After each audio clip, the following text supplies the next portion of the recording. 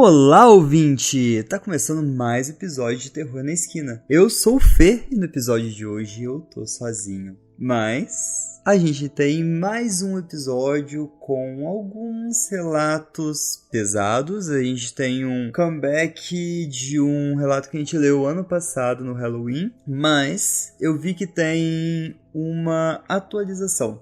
Ela lançou faz alguns anos, mas ano passado eu não tinha visto que ela tinha sido liberada. Achei ela, então eu vou ler pra vocês. Mas eu vou fazer um alerta gatilho porque ela é pesada.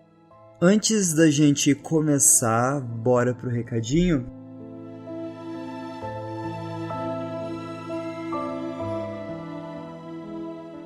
Pessoal, para você ver o terror crescer ainda mais, você pode apoiar a gente no apoia.se/terror na esquina. E lá você consegue fazer o seu apoio. Tem live toda semana, na verdade, pelo Discord. E você pode acompanhar a gravação toda semana. Ter esse gostinho do Halloween todas as semanas de gravação. Além disso, você faz o terror crescer mais e mais. A gente consegue pagar a edição com o Said, inclusive. A edição do Said é maravilhosa. Se você estiver precisando de edição de podcast, pode contar com o Said, que é maravilhosa essa edição. A gente está participando do prêmio MPB e a gente passou para a segunda fase. É só você acessar o link na descrição do episódio, que vai te direcionar para o site. Você vota no terror, que está na aba de ficção. Lá você vai poder votar em diversas categorias. Aproveita, vota no seu podcast True Crime favorito e de comédia. Tem diversas categorias, mas lá em ficção tá o terror. Vota na gente, ajuda a gente a ganhar esse prêmio. Segue a gente nas nossas redes sociais, que é @terrornaesquina. Lá no Insta é onde a gente passa a maioria dos recados fora nos episódios e vocês conseguem ficar ligados no que tá acontecendo com o terror. Então é isso. Bora pras histórias?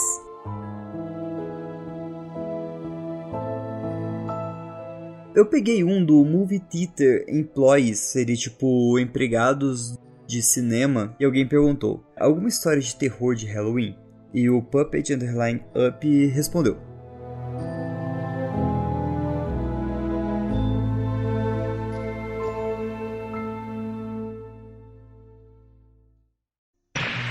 interrompemos este programa para alertá-lo. O conteúdo pode ser perturbador e intenso. O episódio de hoje pode conter elementos que podem não ser adequados a todos. Considere-se avisado.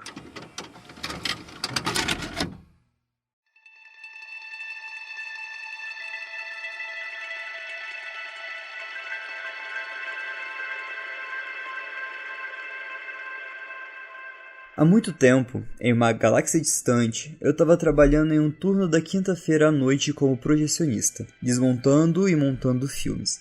E o filme novo daquela semana era O Chamado, do qual eu não sabia nada além dos trailers que estávamos exibindo. Então, lá estava eu, em um cinema da cidade pequena, sozinho, por volta de 1 da manhã, depois de terminar todo o meu trabalho, e eu precisava fazer a checagem de qualidade do filme. Só a caminhada até o auditório no escuro e depois começar os trailers já era assustadora. Sim, esse filme foi lançado em meados de outubro daquele ano, então acho que conta como Halloween. Eu tive que assistir aquele maldito filme sozinho. Normalmente eu não sou muito medroso assistindo filmes de terror, suspense, mas dadas as circunstâncias eu fiquei encolhido na cadeira quase o filme todo. A cena que surpreendentemente mais me assustou foi quando eles estavam em uma balsa e a personagem principal estava andando lá embaixo, onde todos os cavalos e veículos estavam estacionados. E ela passou por um reboque de animais que carregavam um cavalo. E, de repente, o cavalo surtou, arrebentou a porta do reboque, correu pelo convés e se jogou na água, completamente sem motivo. Quando chegou perto do final, com aquela menina saindo da TV, eu já estava acabado. Eu fiquei surpreso por conseguir desligar tudo naquela noite e encontrar o meu carro no estacionamento escuro para ir para casa. Pelo que eu me lembro, acho que só consegui dormir bem depois que o sol já tinha nascido na manhã seguinte. Eu estava devidamente aterrorizado. Essa é minha história de terror de Halloween, e aqui está ela.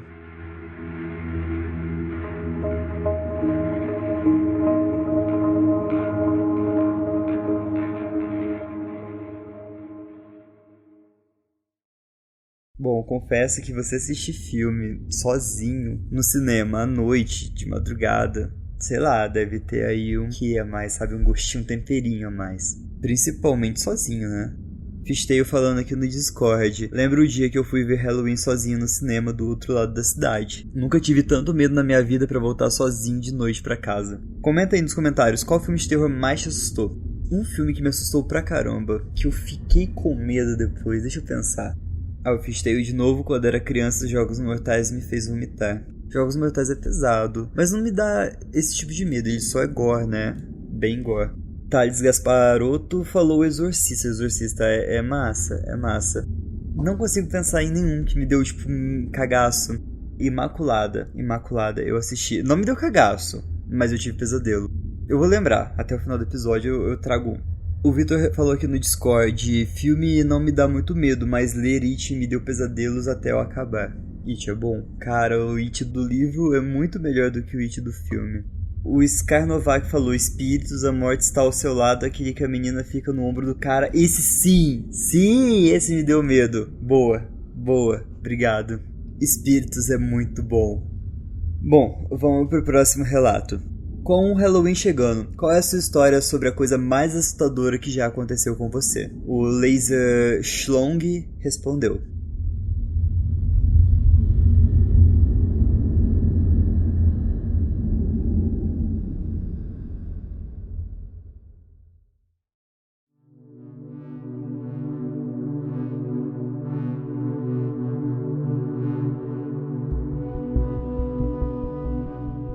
Há uma famosa ponte coberta assombrada onde eu cresci. Dizem que se você parar no meio da ponte, desligar o motor, apagar as luzes e baixar as janelas, pode ouvir gemidos e murmúrios dos mortos vindo do riacho sob a estrutura de madeira.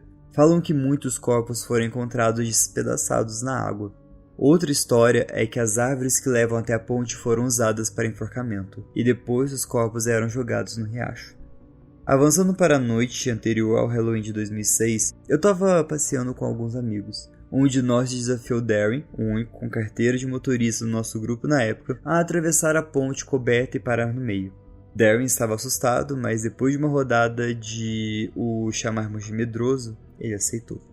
A noite estava bem fria. Pegamos uma estrada secundária e nos aproximamos do caminho para a ponte coberta.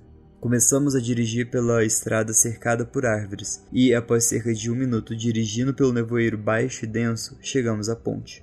Paramos um pouco antes dela, abaixamos as janelas. O vento começou a balançar as árvores e a uivar na escuridão da ponte. Entramos lentamente na ponte e parecia que ela ia ceder para o riacho abaixo, levando a gente junto. Chegamos até o meio, desligamos o carro e apagamos as luzes. Ficamos sentados ali no escuro, todos assustados, esperando que os gemidos e murmúrios começassem. Começamos a ouvir o que parecia ser grandes objetos sendo jogados na água abaixo de nós. Grandes sons de água batendo eram ouvidos. Nesse ponto, Darren já tinha tido o suficiente, e Jake e Chris tiveram que impedi-lo fisicamente de soltar um grito para que pudéssemos continuar ouvindo o que estava acontecendo. De repente, uma grande rajada de vento atravessa a ponte e ouvimos gemidos fracos e pedidos de ajuda. Todos nós olhamos com uma mistura de medo e excitação. Darren imediatamente acende as luzes, engata o carro em marcha ré e saímos da ponte em segundos. Ele gira o carro e começamos a acelerar de volta pela estrada cercada de árvores. Todos nós olhamos para trás, esperando ver algo, qualquer coisa saindo correndo da ponte coberta que pudesse explicar aqueles sons. Antes de conseguirmos pensar um segundo a mais, Darren pisa no freio e começa a entrar em pânico. Ele está falando coisas sem sentido e todos tentamos acalmá-lo. Ele começa a olhar freneticamente para trás. Finalmente consegue juntar uma frase e nos manda olhar para trás. Todos nós olhamos e vemos um corpo pendurado inerte em uma árvore. Nossa primeira reação ao ver isso foi simplesmente descartar com a pegadinha. Jake sai do carro e começa a caminhar lentamente até o corpo. Não leva mais de 10 segundos para ele voltar correndo para o carro, gritando para Darren ir embora. Darren acelera e, enquanto estávamos saindo de lá, pergunta a Jake o que ele viu. Jake disse que quando chegou perto o suficiente, viu que o corpo era real, o mais real possível.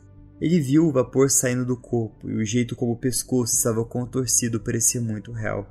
Ele podia ver o corpo sem vida balançando no vento e ouvir a árvore lutando para suportar o peso pendurado no seu galho.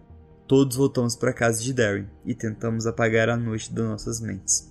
Na manhã seguinte, liguei para o meu tio. Ele estava começando sua ronda normal como policial em algumas cidades vizinhas. e perguntei se havia algum relato de enforcamento ou corpos encontrados perto da ponte coberta. Claro, a resposta foi não, e todos nos sentimos aliviados com a situação. Nós ainda nos reuníamos todos os anos durante a semana do Halloween, normalmente entre o dia 26 e o dia 1º de novembro. Alguém sempre traz à tona essa noite o verdadeiro medo que foi instalado em nós. A gente não consegue explicar, mas é uma força que continua nos assustando até os ossos. Ainda não tivemos coragem suficiente para voltar e reviver tudo aquilo. Talvez este ano seja o ano em que a gente vai voltar.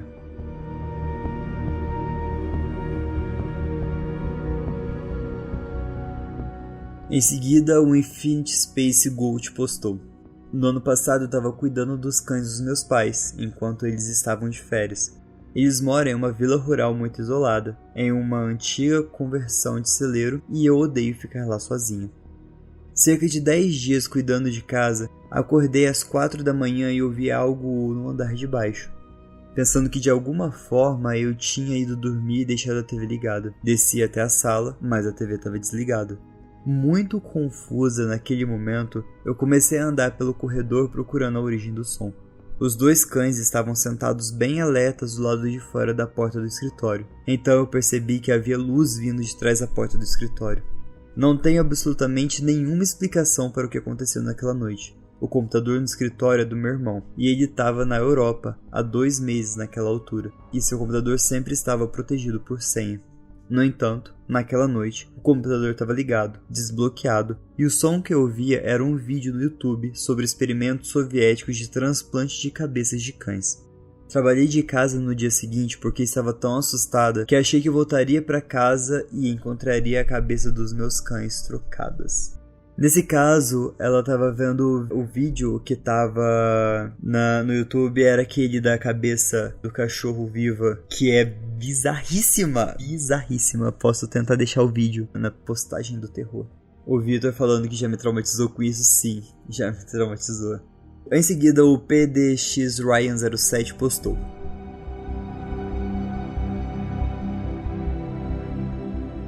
quando estava no último ano do ensino médio, um grupo de amigos e eu costumávamos dirigir até as colinas para beber e fugir dos nossos pais. Uma noite eu estava de motorista e eu levei 4 dos meus amigos de volta.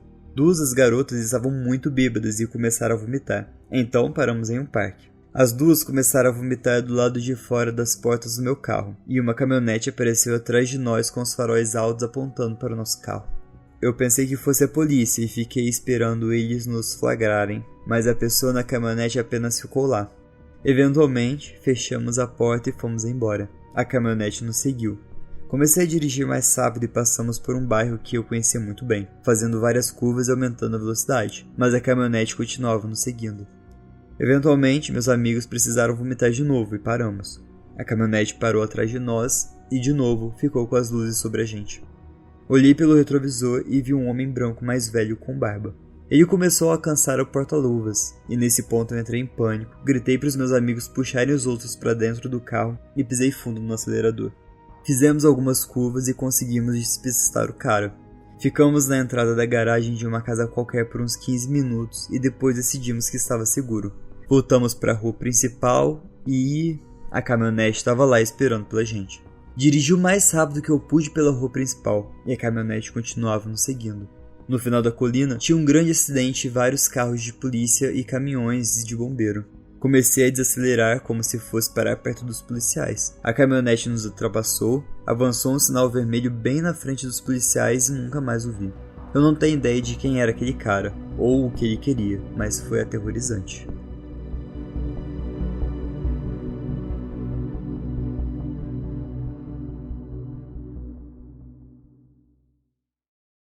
Não foi aterrorizante? Caraca, Fishtail, que história, hein?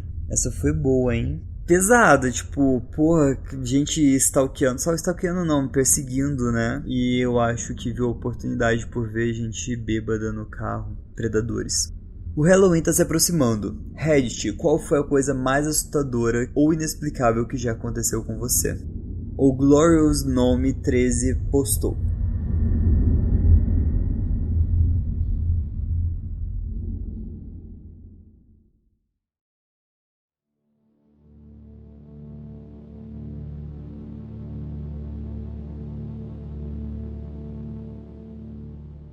Vou acrescentar algo aqui que aconteceu durante o Halloween, quando eu era adolescente. Minha tia e eu costumávamos organizar uma enorme festa de Halloween todo ano.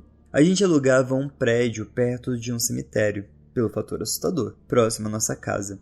No último ano em que fizemos a festa lá, estávamos no prédio decorando havia 2 dias, e já era umas 3 da manhã. A gente tinha colocado uma coruja na porta da frente que piava quando alguém passava. Era ativada por um momento. Trancamos a porta da frente e fomos fechar a parte de trás, porque a gente já tinha terminado por aquela noite. Esse prédio tinha um palco onde colocávamos cortinas e montávamos um laboratório de cientista maluco ali. Nós levávamos o Halloween bem a sério, como dá pra perceber. Minha tia e eu subimos ao palco para desligar tudo. De repente a gente ouviu um barulho na porta da frente, que havíamos acabado de trancar. Se abriu e a coruja fez o som de pio. Estávamos atrás das cortinas e não podíamos ver o que era. Ficamos ali, congeladas de medo, olhando uma para a outra com os olhos arregalados, sem saber quem havia acabado de entrar. De repente, uma rajada de vento enorme soprou as cortinas em nossa direção, e eu nunca fiquei tão apavorado em toda a minha vida. Eu tinha certeza de que iríamos morrer. Todos os sinais de perigo estavam piscando na minha cabeça. Ficou quieto por um tempo, e finalmente reunimos coragem e descemos as escadas para espiar e ver se havia alguém lá. Não tinha ninguém lá. A porta da frente estava fechada e ainda trancada. Nem pensamos 2 vezes, saímos de lá o tão rápido quanto possível, e nunca mais reservamos o prédio para a festa depois disso. Foi aterrorizante.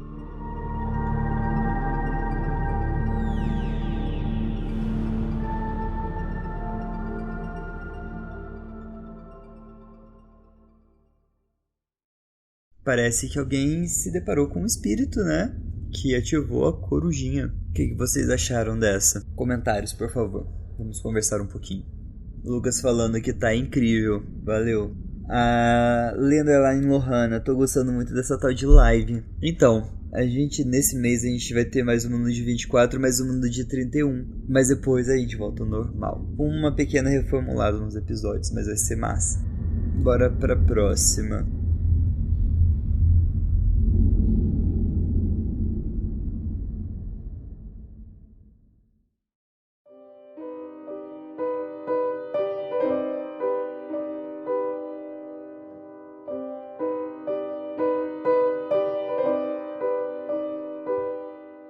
Isso aconteceu na noite passada. Eu estava quase em casa depois de um longo dia de viagem e era aproximadamente 1 da manhã quando eu virei a esquina e parei no cruzamento bem perto da minha casa. O semáforo estava vermelho e quando eu fui parando, pelo canto dos olhos, eu vi 3 pessoas na calçada. Elas estavam todas vestidas de preto, usando máscaras brancas ou pintura facial branca, ou uma combinação das duas. Uma estava agachada no chão, enquanto as outras 2 estavam em pé de maneira estranha. Elas pareciam estátuas quando eu parei, mas quando eu olhei para elas, todas começaram a se arrastar e caminhar em minha direção. Eu estava exausto e aparentemente meu instinto em momentos de terror é apenas rir e balançar a cabeça como se eu estivesse entendendo a piada. Mas elas chegaram bem perto do meu carro. Mas felizmente o sinal ficou verde e eu consegui sair dali antes que chegasse até o meu carro. Como dava para ver o canto da minha casa a partir do cruzamento, eu acabei dirigindo por um tempo e depois dei a volta. Quando achei que já havia passado tempo suficiente para que elas não seguissem o carro entrando na rua onde eu moro, eu imagino que fosse apenas alguns adolescentes pregando uma peça, mas depois eu fiquei pensando que era uma noite de escola e a maioria das pessoas não faziam festas de pijama no meio da semana.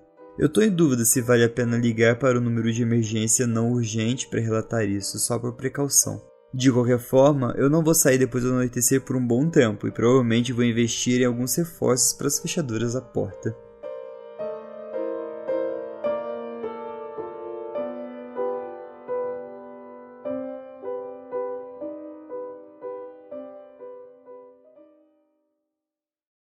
Três supostas pessoas fantasiadas vindo em direção ao seu carro, você no cruzamento. Bizarro. Eu ficaria todo cagado. Travaria meu Nintendo lá.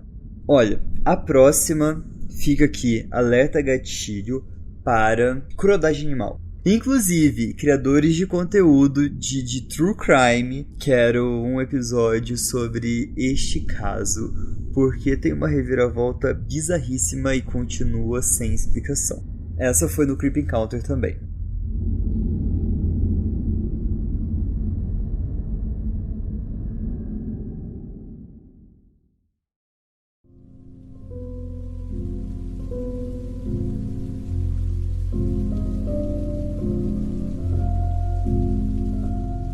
Aviso, conteúdo perturbador.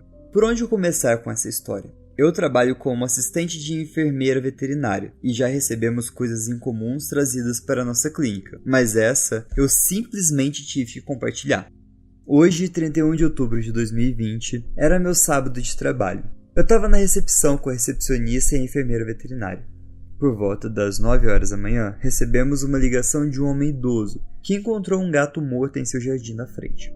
Na hora ele disse: "Parece que a cabeça foi esmagada." Muitas vezes recebemos animais mortos como resultado de atropelamento, então pedimos que ele trouxesse para nós. Um pouco antes das 10, o homem idoso entrou com um gato preto dentro de um saco plástico. Pegamos os dados de contato dele e ele nos contou como encontrou o gato, dizendo: "Minha esposa tá tão chateada, tadinho." É aqui que as coisas ficaram assustadoras. O gato estava em um saco plástico transparente. Gente, ele não tinha cabeça, ele estava decapitado. E ao inspecionar mais perto, onde deveria estar a cabeça do gato, havia cortes limpos. Agora um pouco de contexto. Eu moro no Reino Unido e há algum tempo tivemos uma série de animais mutilados sendo encontrados na frente de casas, em parques e coisa do tipo. Na época, o suposto suspeito foi chamado de o assassino de gatos de Croydon, ou o assassino de gatos da M25. No entanto, a polícia descartou isso como sendo ataques de raposas, supostamente. Eu já vi muitos animais atacados por outros animais, como cães, gatos, raposas, e eu posso dizer com absoluta confiança que não acredito que isso tenha sido feito por um animal. O corpo todo, com exceção da cabeça ausente, estava intacto, sem mordidas, marcas de perfuração, ossos quebrados ou marcas de garras. Nada que sugerisse que o gato tinha sido morto por outro animal. O lugar onde a cabeça deveria estar tinha cortes limpos, como se feito por uma faca. Escaneamos o pobre gato para ver se tinha um microchip, e encontramos um. Buscamos os dados no sistema de microchips e descobrimos o nome do gato. Lucifer. Um gato preto, chamado Lucifer, encontrado decapitado no Halloween. Eu queria que isso não fosse verdade, que eu tivesse inventado, mas infelizmente não é. Tentamos contatar o dono. O telefone fixo não conectava e deixamos uma mensagem no celular dizendo que encontramos Lucifer e para ligarem o mais rápido possível. Outra coisa perturbadora foi o endereço onde Lucifer foi encontrado, 2 ruas acima do endereço registrado e perto da minha clínica veterinária. Fiquei muito cautelosa quando terminei meu turno hoje e esperei dentro da clínica, até meu marido chegar para me buscar. Só aquele sentimento inquietante de que quem fez isso ainda está por aí. Alertamos a polícia, a RSPCA, a Sociedade Real para a Prevenção de Crueldade contra Animais e um grupo chamado SNOR, South Norwood Animal Rescue and Liberty.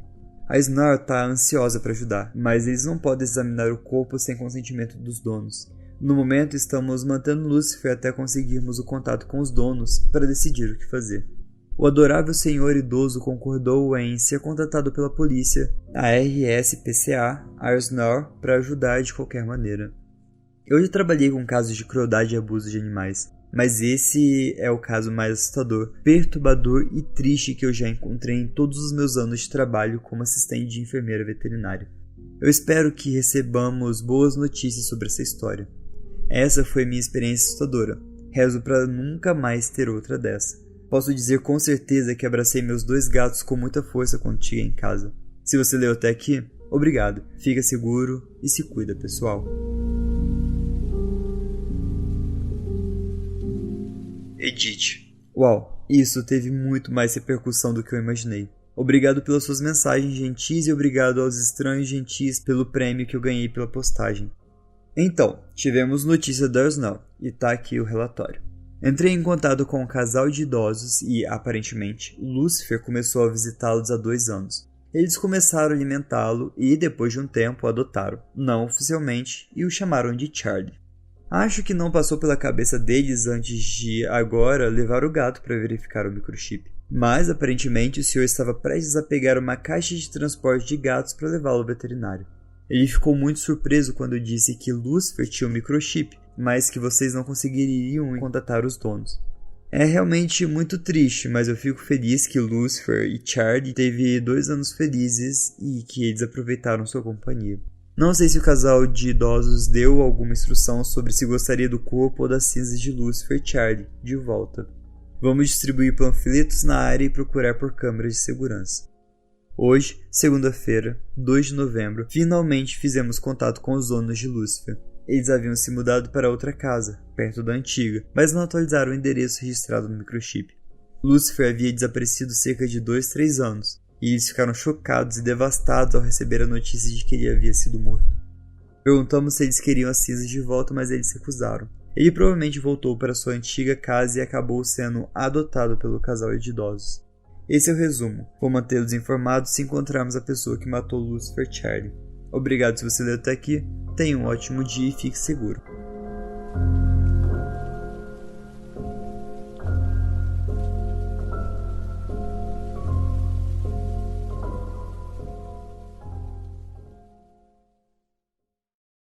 Mas a questão desse relato é que o suposto assassino de gatos, matou mais de 400 animais no Reino Unido, nessa cidade, condado, não sei como é que chama, de Croydon.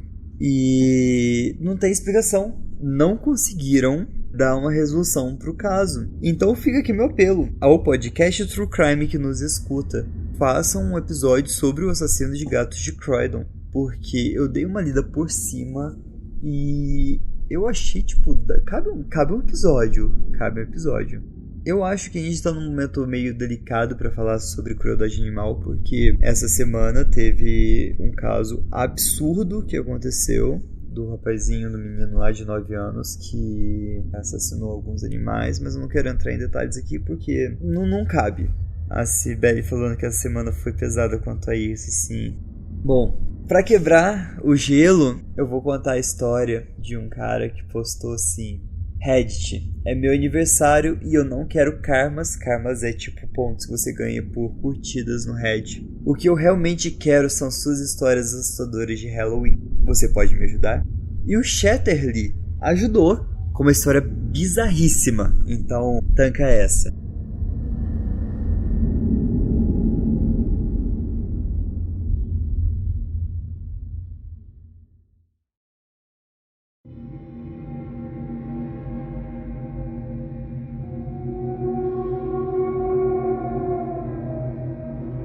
Quando eu era criança e morava com os meus pais em uma casa de 3 andares em Bridgeport. Vivíamos no 2º andar e os meus tios moravam no andar de cima.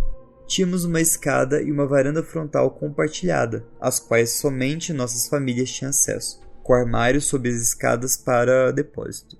Era um prédio antigo e sempre fazia barulhos estranhos e aleatórios. Você ouvia o que parecia ser pessoas andando no andar de cima, mesmo quando sabíamos que ninguém estava na casa.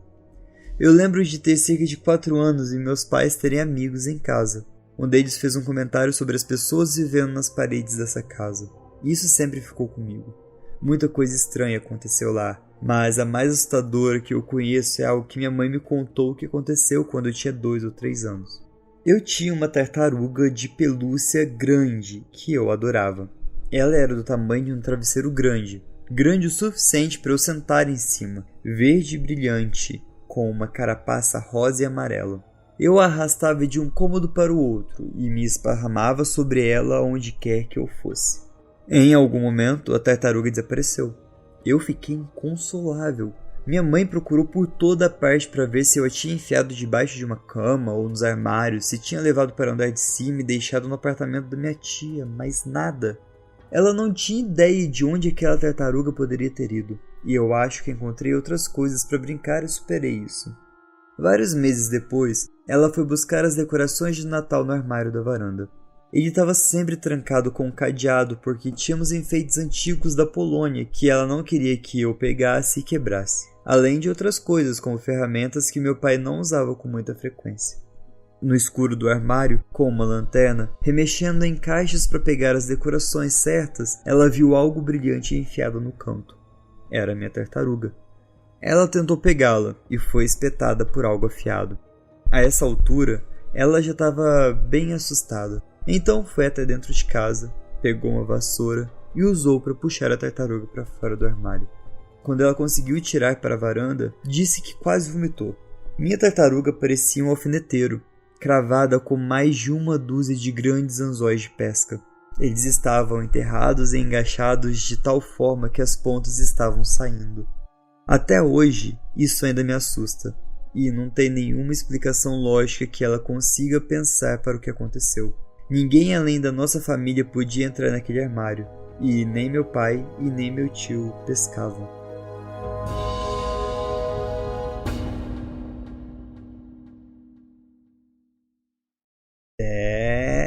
Essa foi bizarra. O Vitor respondeu: ah não, gente vivendo nas paredes me dá gatilho demais. E a Bel respondeu: eu só fico pensando, pessoas vivas ou mortas. No caso, mortas ou mortas, né? E aí, o que vocês acham? Bizarro a tartaruga sumir, volta ela toda enganchada de anzóis. A Cibele falou que tem uma história real de um menino que ficou nas paredes de uma família que ele cismou. Nossa. Frogging. Vitor falou que o gatilho é porque na casa antiga tinha um toque. Toques em casa não é legal. Sem saber o que encontrei na noite de Halloween de 2006, postado pelo A Singular Bean.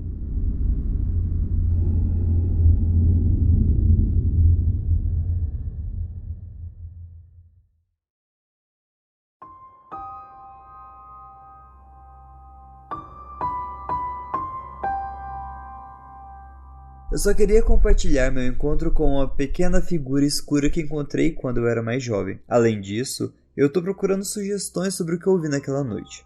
Então, isso aconteceu na noite de Halloween de 2006. Eu tava com 14 anos na época e passei a noite na casa da minha amiga, a Heather, junto com outros 2 amigos. Nós todos íamos passar a noite pedindo doces no bairro da Heather. Heather também tinha 3 irmãos lá, incluindo o seu irmão Eli. Ele era o irmão mais novo e irritante, que tinha uma queda por mim. E sempre que fazíamos festas de pijama lá, ele mexia nas minhas coisas e roubava meus sutiãs e calcinhas. Tudo em que ele conseguia meter as mãos estranhas. Isso é relevante para a história, eu prometo, risos. Heather, Eli e a outra irmã tinham seus quartos no porão. Os quartos de Eli e das outras irmãs ficavam no fim de um corredor depois do quarto de Heather, que ficava no meio do corredor, à direita. Todos vestiram suas fantasias de Halloween e maquiagem e começaram a se reunir no jardim da frente da casa. Eu estava do lado de fora e percebi que eu esqueci minha sacola de doces ou travessuras. Então, eu me arrumei no quarto da irmã. Então eu corri de volta para casa para pegá-la. Desci correndo as escadas pelo corredor e passei pelo quarto de Heather. Pelo canto de olho percebi alguém sentada na beirada do meio da cama de Heather, olhando para o chão. As luzes estavam apagadas, mas a luz do corredor estava acesa. Mesmo que o quarto estivesse escuro, eu conseguia ver facilmente a silhueta de alguém bem pequeno, com a cabeça extra grande para o corpo, apenas sentado ali olhando para baixo. Eu não pensei muito sobre isso no momento. Imediatamente imaginei que era ele sentado ali mexendo nas minhas coisas, como ele sempre fazia. Ele também estava usando uma fantasia com uma grande máscara redonda. Talvez ele parecesse muito menor porque estava sentado em um ângulo estranho, ou era um truque do meu olho. Parecia estranho, mas não poderia ser outra pessoa. Eu também achei estranho e rapidamente notei o quão extremamente preta e sólida era a figura. Absolutamente nenhuma característica de qualquer tipo à vista. Fiquei furiosa, mas eu também era um pouco tímida e pouco comunicativa demais para chamá-lo para falar sobre isso. Então peguei minha bolsa no quarto da irmã e passei correndo pelo quarto de Heather de novo. Eu ia denunciá-lo aos pais dele, então eu olhei de novo pelo canto de olho para ter certeza de que ele estava lá. E enquanto eu passava e via a figura ainda sentada ali, olhando para o chão. Eu saí imediatamente e comecei a gritar com Heather, dizendo a ela que ele estava no quarto dela agora mesmo, mexendo na minha bolsa. Eu estava super brava. Ela parecia confusa. Ela disse: mas você era a única pessoa na casa. Tá todo mundo lá fora esperando por você. E aponta para o irmão dela, parado na rua com o seu grupo de amigos. Eu fiquei super desconfortável saber disso. Ela estava certa. Todos estavam lá fora me esperando. Heather e seus irmãos sempre tiveram medo de ficar lá embaixo, especialmente sozinhos, e mencionaram que achava que poderia ser mal assombrado ou algo estranho estava acontecendo. especialmente desde que os seus pais começaram a reformar a casa. Eles notaram muito mais atividade naquela época. Então, eu tô curioso, para aqueles que chegaram ao final da minha história, o que vocês acham que era essa coisa pequena, de cabeça grande, preta como um breu e sem característica? Eu cresci em Central, na colônia britânica, no Canadá, onde o povo da nossa primeira nação tem histórias de pessoas pequenas. Meu sentimento inicial sempre foi de uma entidade alienígena ou algo do tipo. De qualquer forma, eu tô aberto para sugestões.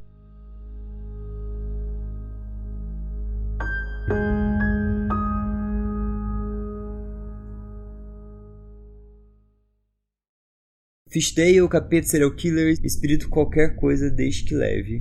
Demônio? Francisco disse. O que vocês acham?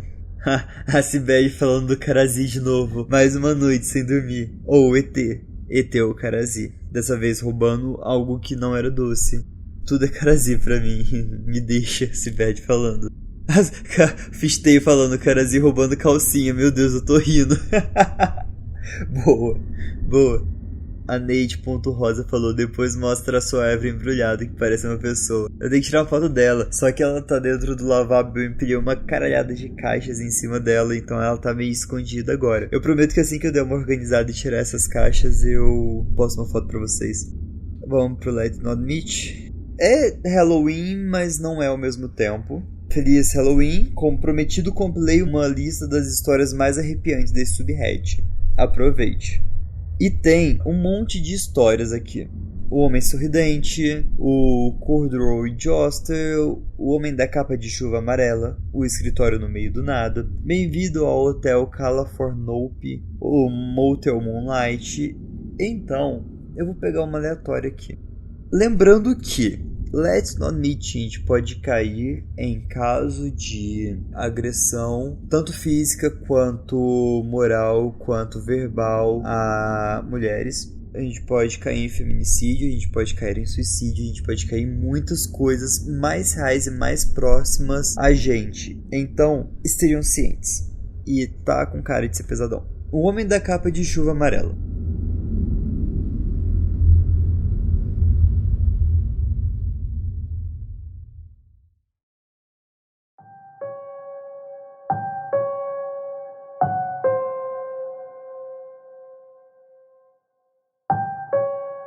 Então, essa é a história que aconteceu com a amiga da minha mãe na Coreia há uns 10 anos. Toda vez que eu ouço essa história, ainda fico arrepiado. A amiga da minha mãe morava em um complexo de apartamentos em Seul. Ela era dona de casa com uma filha pequena e seu marido trabalhava durante o dia. Um dia, ela estava voltando para casa depois de fazer algumas tarefas na rua com a sua filha e entrou no elevador de seu prédio. Quando ela entrou, ela notou que havia um homem usando um boné e uma capa de chuva amarela, e ele manteve a cabeça baixa para que ela não pudesse realmente ver o seu rosto. Ela imediatamente se sentiu muito desconfortável, e ela fez a sua filha ficar ao seu lado, o mais longe possível do homem. O que fez ela se sentir ainda mais confortável foi quando ela apertou o botão para o seu andar. Não havia nenhum outro número aceso. E além disso, ela notou que ele estava carregando algo embrulhado em um jornal perto do seu lado. As coisas começaram a fazer sentido na cabeça da amiga da minha mãe e ela começou a entrar em pânico e decidiu pegar o celular e fingir que estava ligando para o marido, que obviamente não estava em casa e sim no trabalho. Ela começou a dizer coisas como: "Eu estou no elevador quase saindo, você pode abrir a porta para mim?" E fazendo parecer que o marido estava esperando em casa. Quando o elevador chegou ao seu andar, acho que ela morava no 12º andar ou algo assim, ela saiu rapidamente, agarrou a filha e começou a andar o mais rápido que pôde para o apartamento dela.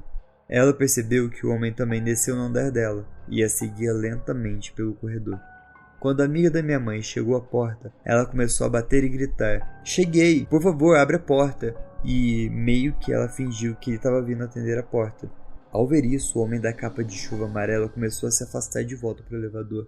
Quando ele pareceu estar longe o suficiente, a amiga da minha mãe rapidamente pegou a filha e abriu a senha da porta. Geralmente é assim que as pessoas entram nas suas casas na Coreia. E começou a digitar freneticamente a senha da chave. Mas o problema era que os botões faziam barulho.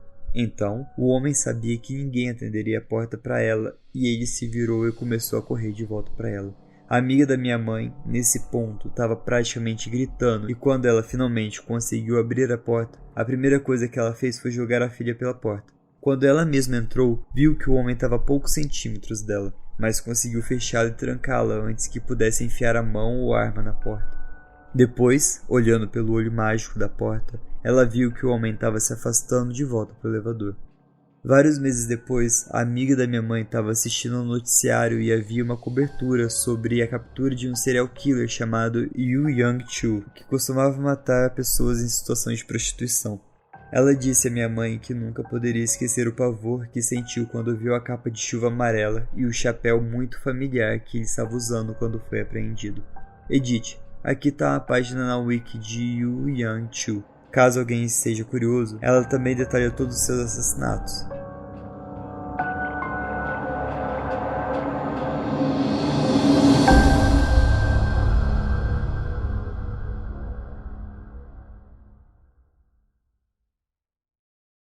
Pro pessoal que tá aqui no chat do Discord, tá aqui a página da Wikipedia. Deixa eu ver os comentários aqui no Insta. Meu Deus, que agonia. Ai, que tensão. Caracas, que medo, mano, que horror. Meu Deus, que medo. Socorro, a Sibeli falando. A Ana Henschel 21. Por isso, spray de pimenta e fazer alguma luta é muito importante. A Sibeli falando histórias de encontros com serial killer me dão uma agonia sem fim. A Bia Inácio 0 falou: sobrenatural dá medo, mas o terror da vida real não tem comparação. E a Sibeli concordou. A Mandy falou: por que capa de chuva sempre tem coisas de terror? Pessoal falando que capa de chuva amarela lembra Little Nightmares e It, que é sempre amarela. A Sibeli acabou de comentar também que lembra Coraline. Me lembra It, primeira pessoa é It. O escritório no meio do nada.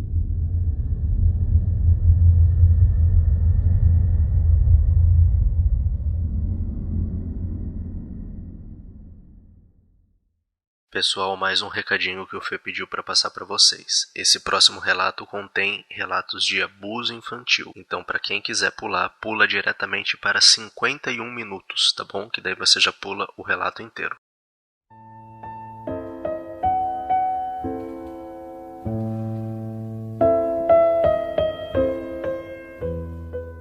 Quando eu tinha 19 anos, eu trabalhei para uma empresa que alocava mão de obra para áreas rurais na Austrália. Basicamente, o que você fazia era dizer a eles quando você estava disponível, e eles o enviavam para uma fazenda remota por algumas semanas, onde você fazia o que eles precisavam. Era um trabalho duro e longas horas, mas um bom pagamento e uma boa diversão se você juntasse a um bom grupo de trabalhadores. Quando isso ocorreu, eu estava trabalhando em uma grande propriedade. Me disseram que ela cobria aproximadamente a mesma massa de terra que o estado de Maryland nos Estados Unidos, a cerca de 9 horas da cidade de Sydney, e a propriedade em si ficava a cerca de 40 minutos da cidade mais próxima. Em suma, era no meio do nada. Eu estava trabalhando na fazenda limpando o mato com outros 3 caras da minha idade na cidade. Nosso chefe era um cara chamado Jeremy, que era dono da fazenda e nos supervisionava enquanto ajudava no trabalho. Ele era bem tranquilo e geralmente era muito bom para nós. Esse verão em particular foi muito quente e o trabalho foi duro. Então, um dia, quando a temperatura chegou a cerca de 38 graus Celsius, Jeremy decidiu nos dar a tarde de folga. Ele disse que sabia de um poço de água da fazenda, a cerca de 25 minutos de carro ao norte. Eu estava ansioso para nadar, mas os outros caras só queriam relaxar para a tarde. Então ele e eu pulamos em um dos caminhões de trabalho e começamos a atravessar a propriedade. Era principalmente uma extensão ampla e vazia de alguns conglomerados de matagal espalhados. Jeremy não era muito de falar, então dirigimos mais ou menos em silêncio. Depois de cerca de 20 minutos, no entanto, ele de repente se animou e me deu um soco nas costelas. Olha aquilo ali! Você vê aquilo ali debaixo das 2 árvores mortas? Eu devo mencionar aqui que se você não conhece áreas do interior, particularmente aquelas da Austrália, elas são marrons ou avermelhadas, e na maioria planas e sem graças, o que significa que qualquer cor brilhante se destaca como um polegar machucado. Então você pode imaginar nossa surpresa quando pudemos ver uma grande estrutura angular azul bem longe na distância. Nós dirigimos em sua direção, e conforme nos aproximamos percebemos que era um enorme container azul, parado no meio do nada. Jeremy ficou perplexo. Perguntei se ele sabia o que era, mas ele obviamente não sabia. Ele disse que não tinha visto quando dirigiu pela mesma área cerca de 5 semanas antes, e que queria ir ver o que era. Inicialmente paramos a cerca de 100 metros de distância. Nesse ponto eu tive um pressentimento muito ruim. A coisa toda não estava certa. É difícil de explicar, mas se você consegue imaginar ver um objeto tão estranho no meio de uma enorme expansão de terra árida, tinha que ser algo estranho. Jeremy, no entanto, queria investigar, o que eu entendi, já que era sua propriedade. Mas na verdade, eu estava realmente ansioso. Conforme nos aproximamos, a coisa ficava ainda mais bizarra. Havia um grande gerador diesel atrás dele batendo forte, e uma câmera de CFTV a cada lado, todas ativadas por movimento. Então, elas zumbiam de um lado para o outro, nos seguindo enquanto nos movíamos. Tentei argumentar com Jeremy algo como: com toda essa segurança, alguém obviamente não nos quer aqui, vamos embora.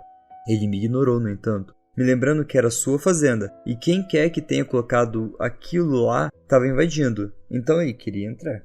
Apesar de toda a vigilância, havia apenas um pequeno cadeado na porta enorme. Tínhamos alguns alicates de corte em sua caixa de ferramentas e, depois de um pouco de luta, quebramos a fechadura e entramos.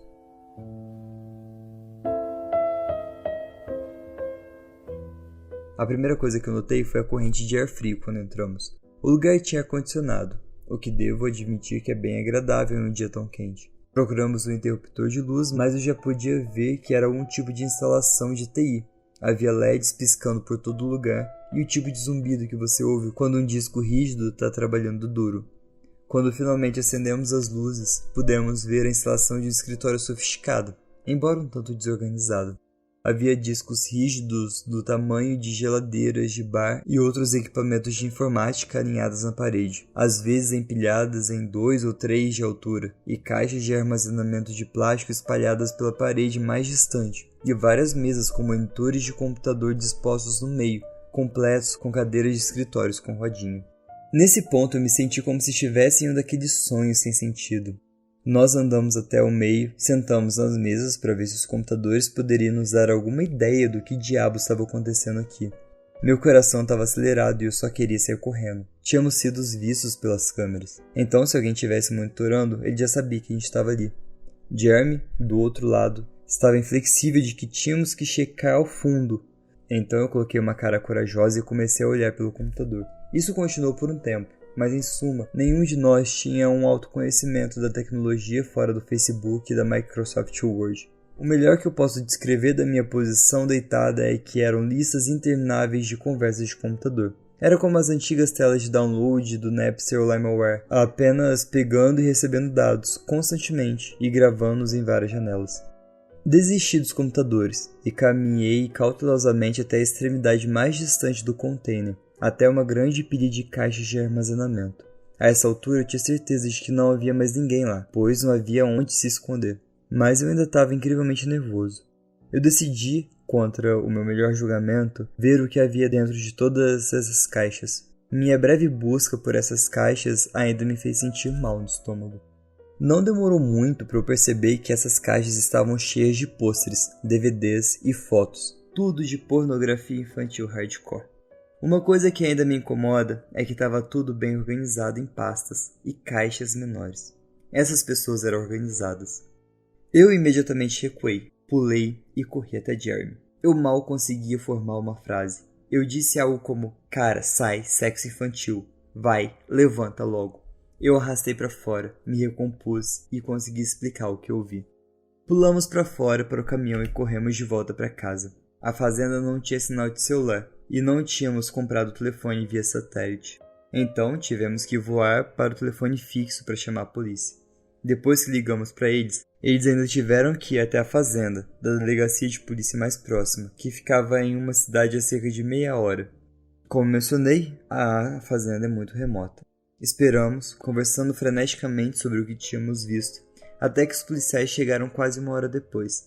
Eles chegaram com 2 veículos com tração nas 4 rodas, e nós pulamos e os levamos de volta. É aqui que fica pior.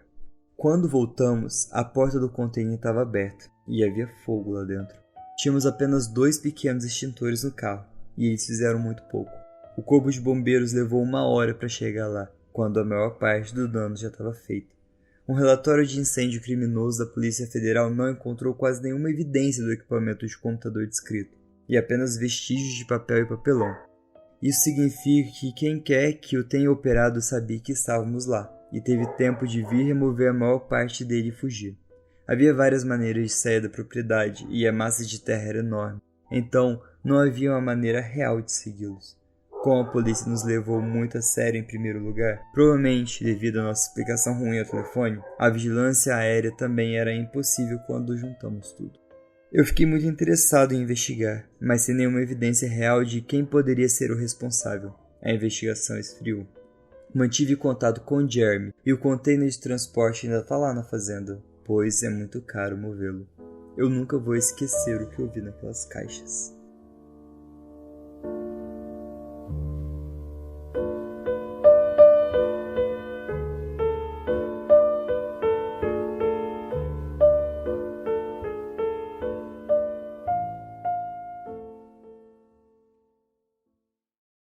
O problema é que a gente lê um título e na hora que a gente vai ler, é bizarro, cara. É bizarro. Eu não vou nem comentar. Vamos lá. Poltrona reclinável queimando e vaca morta.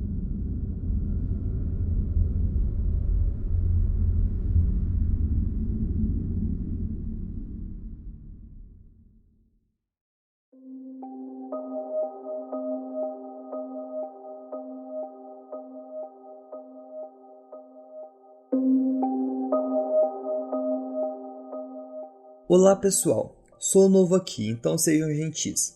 Na verdade eu tenho várias histórias para compartilhar com vocês, se vocês estiverem interessados. Todas verdadeiras e todas assustadoras. Eu vou começar com essa em particular, porque ela me assombra até hoje, mais de 20 anos depois de ter acontecido. Eu tinha uns 21 ou 22 anos quando isso aconteceu. Eu estava no exército em FT SEAL e eu não sabia, mas a tempestade do deserto estava logo ali, na esquina. Na época eu morava no centro-sul de Oklahoma, nos arredores de uma pequena cidade chamada Duncan. Eu estava ajudando um amigo a reunir um gado que escapou porque alguém tinha passado por uma seção em T e atravessado a cerca. Ela derrubou 2 postes e deixou uma seção de cerca de 30 pés aberta para o gado sair. Já tínhamos encontrado a maior parte do gado e faltavam outras 3 ou 4. Então saímos à 1 da madrugada, em motos de terra tentando encontrá-los antes que alguém atropelasse um deles e processasse o pai. Meu amigo e eu fomos para o leste e os outros caras foram para o oeste e para o sul. Uma coisa que você precisa entender sobre Oklahoma é que a maior parte dela é agrícola, seja gado ou plantações. Também é dividida em seções de 1 milha na maior parte. Em outras palavras, todas as estradas correm para o norte ou sul, ou leste ou oeste, e se cruzam em intervalos de 1 milha. Se você pedir instruções para algo no interior, é mais provável que você receba instruções que incluem: vá por seções de 3 milhas para o norte e depois por seções de 2 milhas a oeste. A área naquela época era esparsa e não havia muitas casas.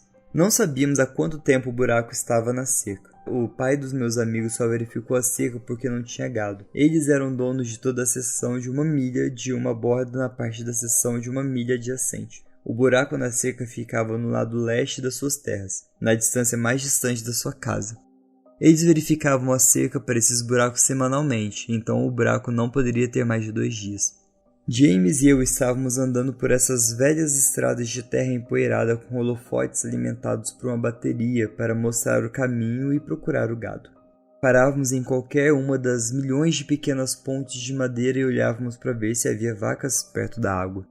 Nosso plano era sair 10 milhas e então passar por uma seção de 1 milha e dirigir de volta 10 milhas, até que estivéssemos percorrido o total de 10 milhas para fora e 10 milhas para cima. Então faríamos tudo de novo. Nessas estradas norte-sul, ao invés de estradas leste-oeste. Se você fosse traçar o mapa, seria uma grade 10 por 10.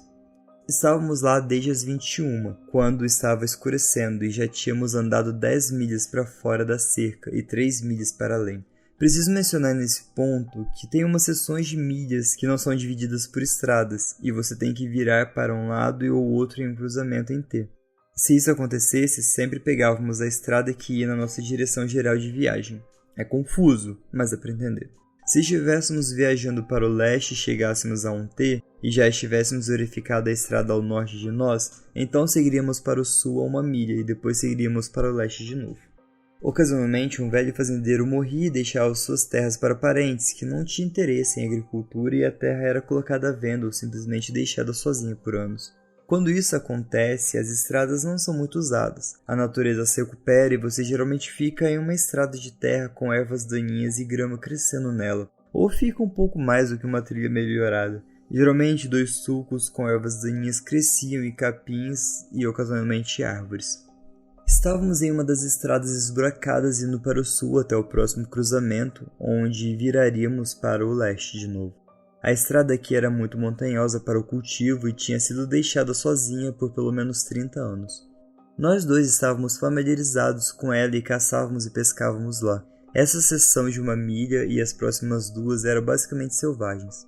No final da trilha de terra havia uma interseção em T, mas o lado oeste era cercado e a única opção era virar para leste de novo.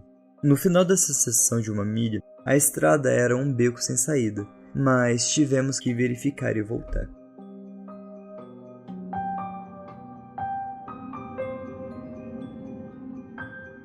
Tínhamos acabado de fazer a curva de volta para leste quando vimos algo queimando na próxima elevação. Incêndios em capins são extremamente perigosos e podem sair do controle em minutos. Quando chegamos no topo da elevação, vimos que o fogo estava, na verdade, no meio da estrada de terra. Quando chegamos lá, descobrimos que era uma poltrona reclinável que estava queimando. Uma poltrona reclinável azul bebê. Paramos, jogamos um pouco de terra nela e finalmente conseguimos apagá-la.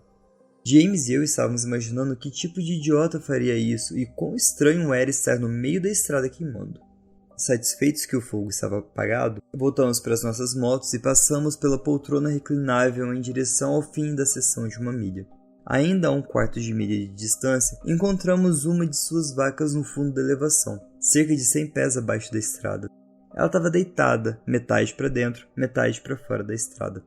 Sua garganta tinha sido cortada, e ela estava deitada lá com os olhos abertos e a língua para fora. Tinha sangue por todo lugar. Enquanto olhávamos para ela e tentávamos descobrir o que aconteceu, James disse, "Ei, olha isso", e me mostrou onde o sangue havia pingado da vaca, e cerca de 10 pés de distância dela. Havia pegadas de sangue na estrada. Era apenas parte de uma pegada de sapato, mas você poderia dizer que era uma pegada de sapato. Encontramos mais 2 quando olhamos mais perto. Nesse ponto, os pelos da minha nuca estavam arrepiados, e de repente, era uma noite muito fria. Eu olhei para James e seus olhos estavam arregalados. Ele também pensou que algo assustador estava acontecendo. Nós falamos sobre voltar, mas sabíamos que ficaríamos envergonhados se não víssemos se havia mais alguma coisa na frente. Finalmente, decidimos andar com as motos o resto do caminho até o beco sem saída, só para garantir caso houvesse alguém lá. Não queríamos que ouvissem os motores. Começamos a caminhar o último 1/4 de milha ou mais até o beco sem saída. Era na base da última colina e estávamos começando a subir do outro lado. Meu coração estava batendo a cerca de 200 km por hora, e eu tinha a boca tão seca que era quase impossível engolir. Então eu notei que alguém tinha colocado pratos de papel nas farpas de arame da cerca.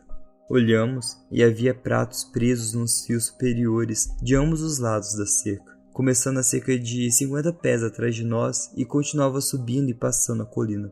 Eles estavam uniformemente espaçados a cerca de 5 pés de distância. Enquanto nosso olhar seguia a fileira de pratos de papel até o topo da colina, James disse, de repente, "Tem outro incêndio."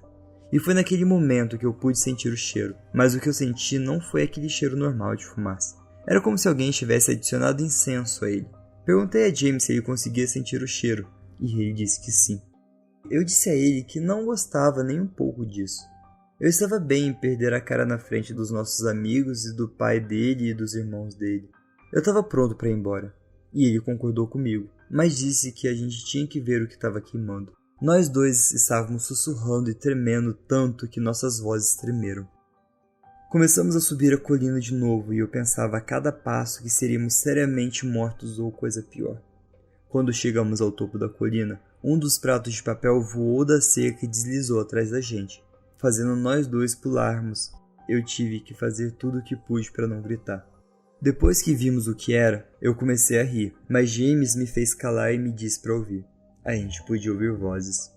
Quando chegamos ao topo da colina e conseguimos ver o fundo onde a estrada terminava, vimos um grupo de cerca de 10 pessoas, todas em pé, ao redor de outra poltrona reclinável que estava queimando. Eles estavam de costas para a gente e estavam passando um grande jarro. Do nosso ponto de vista, a gente não conseguia ver o que havia no jarro, mas a garganta cortada da vaca assombrava meus pensamentos. Cada um pegava um bocado e cuspia no fogo. Isso continuou até o jarro ficar vazio. O tempo todo, todos diziam algo em uníssono. Só conseguimos entender uma palavra ocasional. Eles mudavam seus tons de maneira rítmica, com ênfase na última palavra. Eu lembro de ouvir algo aqui e ali, e implorar e pai. James e eu ficamos lá no topo daquela colina como dois idiotas. Nossas bocas estavam abertas e a gente estava realmente assustado. Depois de 1 ou 2 minutos, eles repetiam o que quer que fosse, o tempo todo, passando aquele jarro e cuspindo no fogo. Havia uma pequena mesa de acampamento montada na lateral e um pouco atrás deles. Depois que o último líquido acabou, um homem se virou e colocou o jarro na mesa. Pegou o que parecia ser um grande pão. Assim que ele estava se virando para o fogo, ele evidentemente nos viu. Eu tenho certeza de que formamos uma bela silhueta sentados lá, no topo da colina. Ele gritou, "Ei!" Largou o pão e começou a correr em nossa direção. Os outros se viraram e imediatamente o seguiram. Esse foi todo o incentivo que precisávamos. Era hora de ir. Nós viramos nossas motos, James deu a partida e deu a primeira pedalada, mas de alguma forma eu consegui me desequilibrar e quando dei a partida, a moto caiu de lado comigo. A essa altura eu estava quase em pânico e respirava com dificuldade. Peguei a moto de novo e tentei dar partida, mas ela não deu. Pensei em correr, mas a gente estava no meio do nada. Finalmente eu comecei a empurrar a moto para o outro lado da colina e pulei nela. Parece que demorou uma eternidade para ganhar velocidade suficiente, mas eu soltei a embreagem e ela deu partida.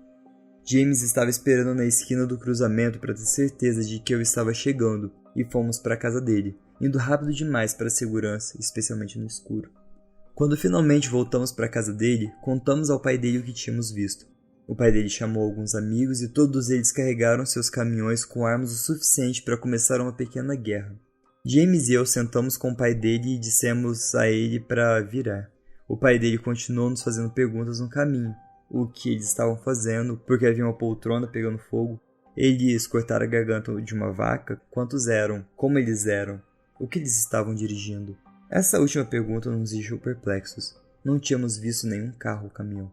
A estrada era a única maneira de entrar ou sair, e havia um riacho que corria ao lado de trás no fim daquela estrada em particular. Então eles poderiam ter ido naquela direção. Como eles chegaram lá com 2 poltronas reclináveis, eu não sei.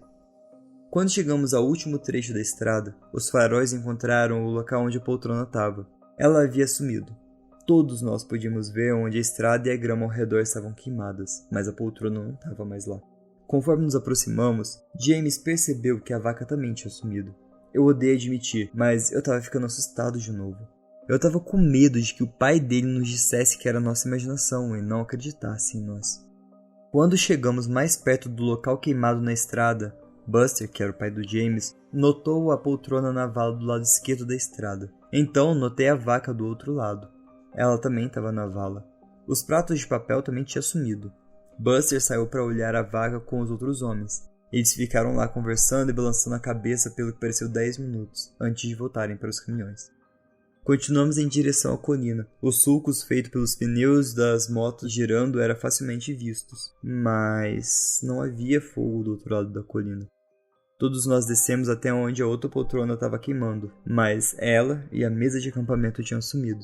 Dava para ver onde alguém tinha andado ao redor da área carbonizada e coberta de terra. Depois que saímos, James viu um prato de papel a cerca de 50 pés do outro lado da cerca. Buster ligou para o xerife do condado quando chegamos na casa, e a essa altura já era dia e saímos de novo com o xerife e um delegado. Quando voltamos para a estrada, a primeira poltrona reclinável e a vaca tinham sumido, mas ainda dava para ver onde algo estava pegando fogo, e ainda havia sangue na estrada e na grama. James mostrou a eles as pegadas que tínhamos visto. No sopé da colina você ainda podia ver a área carbonizada onde a segunda poltrona estava queimando, e o delegado encontrou pequenas marcas de arranhões onde a mesa estava. No final da estrada você podia ver onde o fio superior da cerca tinha sido puxado para baixo e enrolado em volta ao fio inferior para que pudesse rastejar sobre ele. Você também podia ver onde a grama e as ervas daninhas tinham sido pisoteadas, fornecendo uma trilha bastante fácil de seguir. Encontramos um tênis feminino do outro lado do riacho. Você podia ver onde alguém tinha subido na margem do outro lado do riacho. Seguimos a trilha por todo o campo até a próxima estrada de terra. De novo, o fio superior estava enrolado no fio inferior seguinte, e havia um pedaço de material que parecia uma bandana presa nele. Havia marcas na estrada onde 2 ou 3 carros diferentes tinham girado seus pneus quando saíram. Buster também encontrou um grande pedaço de vidro com sangue. Buster registrou um boletim de ocorrência sobre a vaca desaparecida. Eles também encontraram mais 4 vacas na direção oposta de onde eu e James fomos. Eles nunca encontraram as poltronas reclináveis ou a vaca desaparecida. O xerife ligou alguns dias depois e disse a Buster que o sangue no vidro era humano e não bovino. Ele imaginou que o jarro quebrou e alguém cortou a mão enquanto carregava de volta para o seu veículo. 2 semanas depois disso, houve um grande susto em nossa comunidade sobre um culto que havia prometido à área em geral que sacrificaria uma menina e um menino virgem de cabelos loiros. Buster sempre disse que era apenas alguém falando demais depois de ouvir sobre o nosso incidente. Era tudo o que se falava naquele verão. Buster também disse que ele realmente gostaria de saber o que aconteceu com aquela vaca. Desculpe por ter sido tão longo. Fiquei arrepiado ao lembrar de tudo isso. Isso aconteceu em 1988 ou 89 e ainda penso nisso. Me diga se você quiser ler outras histórias assustadoras que eu tenho.